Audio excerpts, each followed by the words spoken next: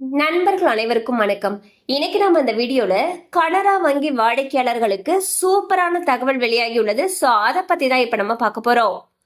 பொதுத்துறை வங்கிகளில் பல வங்கிகள் சேமிப்பு கணக்குகளில் குறைந்தபட்ச தொகை இல்லாவிட்டால் அபராதம் விதிக்கும். மினிமம் பேலன்ஸ் இல்லை என்றாலும் அபராத தொகை பிடித்தம் செய்வதால் வாடிக்கையாளர்கள் பல சிரமங்களை சந்தித்து வந்தனர். இந்நிலையில் பொதுத்துறை வங்கிகளில் ஒன்றான கனரா வங்கியில் இனி மினிமம் பேலன்ஸ் இல்லை என்றாலும் அபராத தொகை பிடித்தம் செய்யப்படாது என்று அறிவிக்கப்பட்டுள்ளது. கனரா வங்கியின் அனைத்து சேமிப்பு வங்கி கணக்குகளிலும் சராசரி மாதாந்திர இருப்பு தொகையை பராமரிக்க வேண்டிய அவசியம் இல்லை என்று தெரிவிக்கப்பட்டுள்ளது. அது மட்டுமல்லாமல் சாதாரண சேமிப்பு கணக்குகள், ஊதிய கணக்குகள் மற்றும் என்ஆர்ஐ சேமிப்பு கணக்குகள் என அனைத்து வகையான கணக்குகளும் இதில் அடங்கும் என்று வாடிக்கையாளர்களுக்கு இன்ப அதிர்ச்சி கொடுத்திருக்கிறது கனரா வங்கி.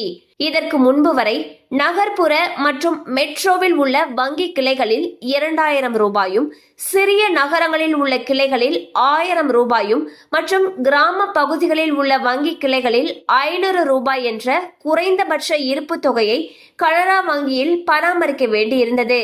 அப்படி இந்த தொகையை பராமரிக்காததற்கான அபராதம் 25 ரூபாய் முதல் 45 ரூபாய் வரை இருந்தது.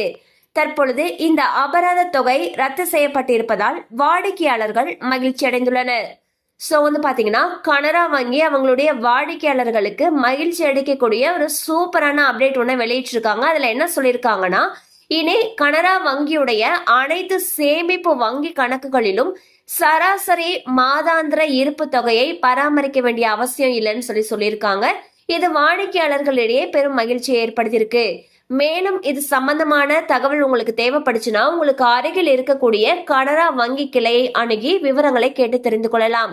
கண்டிப்பா அந்த அப்டேட் உங்களுக்கு பயனுள்ளதா இருந்திருக்கும் நம்புறோம். மேலும் இது போல அப்டேட்ஸ் உங்களோட ரீச் ஆகணும்னு நினைச்சீங்கன்னா நம்ம சேனலோட தொடர்ந்து இணைந்திருங்கள். தேங்க்யூ ஃபார் வாட்சிங்.